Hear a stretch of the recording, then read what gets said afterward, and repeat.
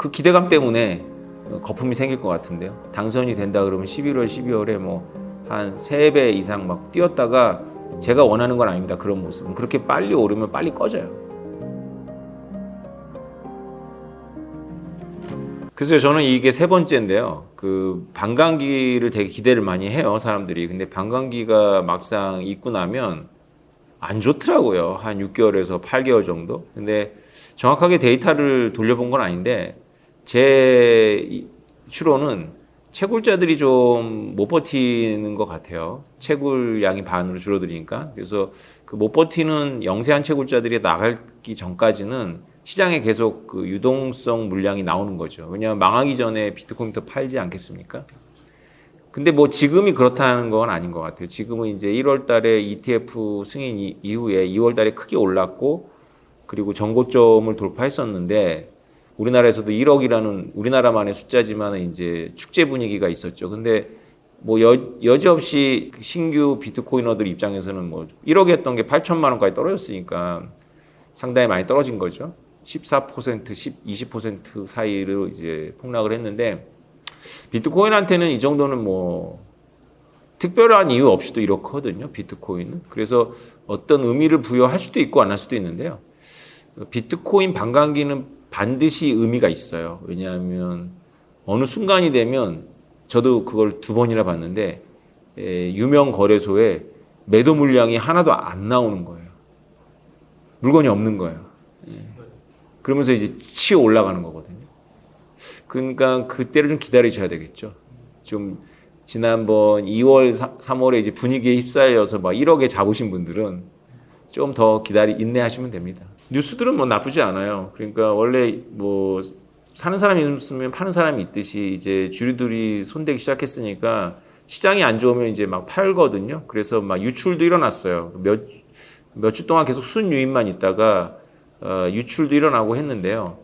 뭐 그런 걸 일일이 hil비하실 필요는 없어요. 왜냐하면 비트코인 전체 시총은 우리나라 돈으로 지금 뭐 2천조 원이잖아요. 근데 아무리 ETF라 하지만 ETF가 뭐 큰 비중이 아직 아닙니다. 그럼에도 불구하고 주류들이 이제 손을 대기 시작했다는 뉴스는 좋은 뉴스고 그저께는 뭐 JP모건 그 회장은 맨날 비트코인 욕하잖아요.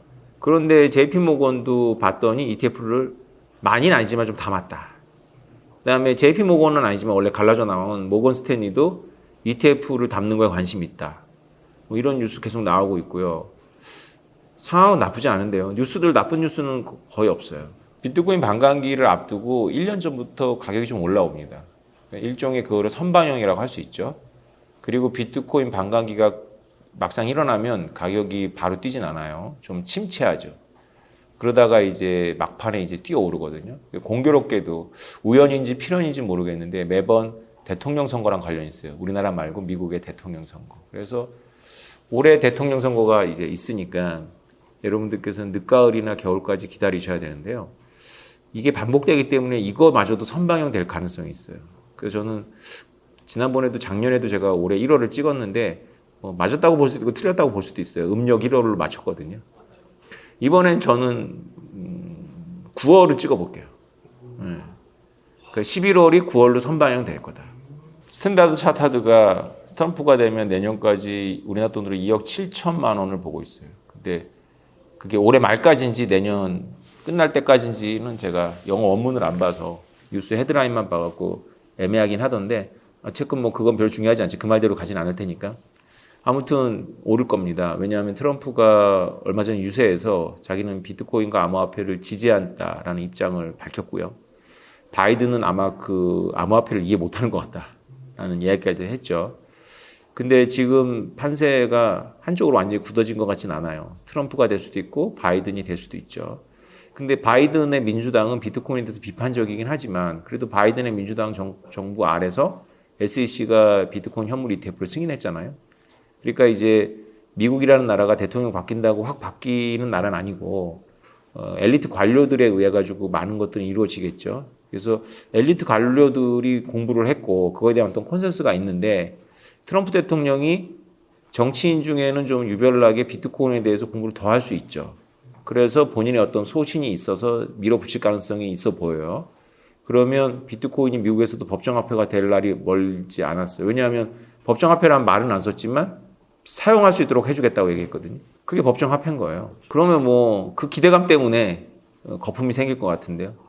당선이 된다 그러면 11월, 12월에 뭐 한 3배 이상 막 뛰었다가 제가 원하는 건 아닙니다. 그런 모습은. 그렇게 빨리 오르면 빨리 꺼져요. 그렇다고 해서 폭락하진 않을 것 같아요. 미국 대선의 영향보다는 원래 비트코인이 프로그램된 어떤 반감기에 의한 어떤 그런 수요, 공급 충격에 의해 가지고 이제 내년 초까지는 이제 그 상승장이 이어지는데 바이든의 2기에 이제 크립토에 대해서 어떤 정책을 발표하긴 할 거예요. 여기서 이게 왜 중요하냐면 미국 정부가 크립토에 대해서 어떤 입장을 밝히냐에 따라서 기업들이 러쉬를 할 건지 좀 더 관망할 건지가 결정될 거거든요.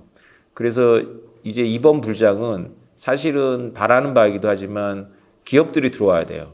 그러니까 단지 금융기업들이 금융상품의 하나로 비트코인을 취급하는 걸 넘어서서 구글이나 MS나 아마존이나 이런 빅테크들이 이 크립토, 그러니까 이거는 비트코인이 될 수도 있고 이더리움이 될 수도 있고 블록체인이라고 우리가 통칭하는 어떤 그런 기술이 될 수도 있고 그래가지고 뭔가 이렇게 그 결합을 해서 부가가치를 만드는 계획들을 만들었을 때 이게 그렇게 무너지지 않고 옛날처럼 또 옛날에 많이 올랐다 또 많이 무너졌잖아요. 그렇게 무너지지 않고 그 추세가 한 2년, 3년으로 연장될 수 있겠죠. 그러면 완전히 2025년에는 만약 그렇게 된다면 다른 차원이 열릴 거라고 저는 보고 있어요. 지금 이미 비트코인 시총은 세계 10대 자산 중에 9위입니다.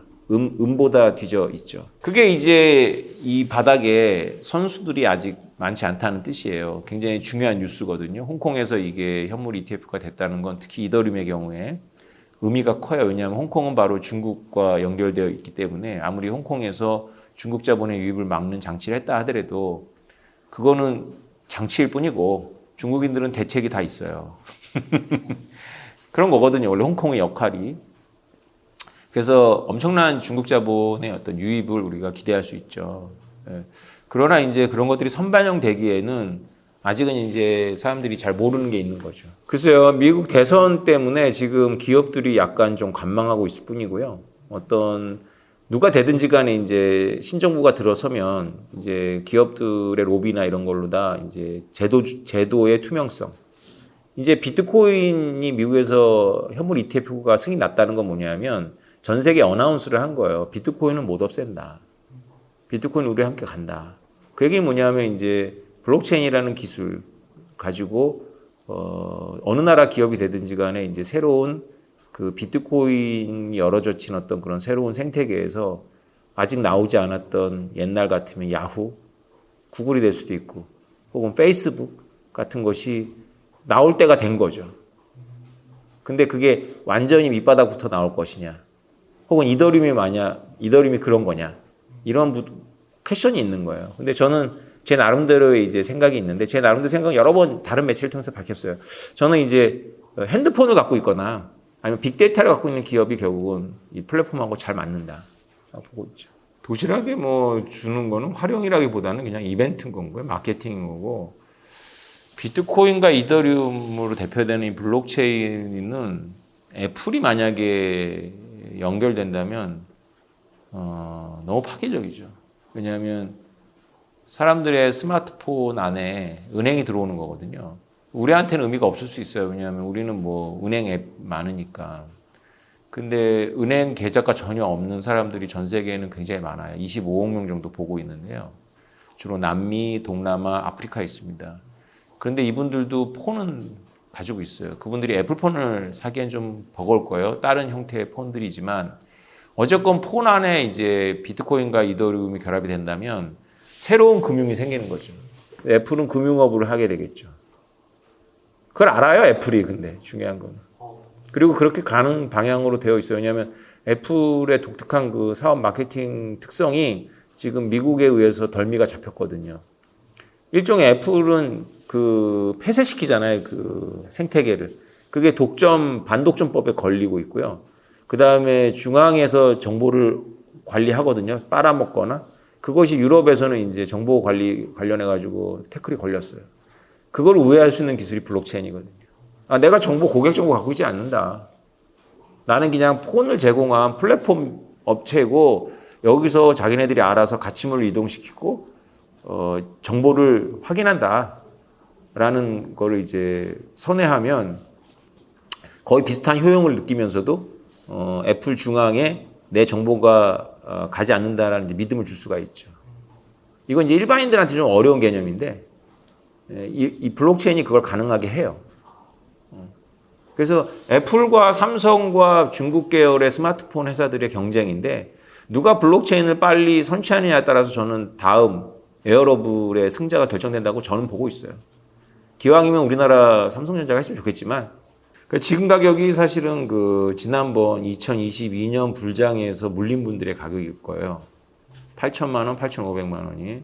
그분들은 이제 1억이 뚫는 걸 보고 이제 고생 끝났다 생각을 하셨는데 다시 원가가 된 거고요. 1억 넘어서 물린 분들이 있긴 하겠지만 그렇게 많지는 않을 거예요. 왜냐하면 제가 느끼기에 지난 2월달, 3월달 분위기는 일반인들한테까지 아직 전염이 되진 않았었어요. 옛날 2022년도하고 2017년도에 느꼈던 느낌하고 완전히 달랐거든요. 그러니까 이게 아마 기관들이 좀 샀는데 이게 일반인들한테까지 전파가 되지 않으면서 그 갭을 못 메우면서 이게 좀 떨어진 것 같아요. 이게 기관들이 막 움직이고 그 다음에 일반인들에게 전파되면 이게 이런 모멘텀이 없이 그냥 쭉 갔을 텐데 일반인들이 관망하는 과정에서 이제 쭉 떨어진 거죠.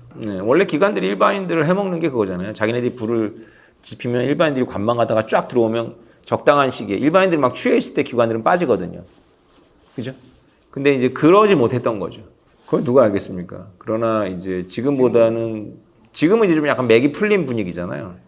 그건 이제 저는 어떻게 하냐면 2월 달에 제 전화가 막 쉬지를 않았어요. 그리고 제가 몸이 안 좋았는데 여기서 나오라고 막 난리가 나는데 지금은 뭐 뜸합니다. 그래서 사람들 금방 이제 적응하였는데 그래도 자세히 하면 이게 지금 8,500만 원 말이에요.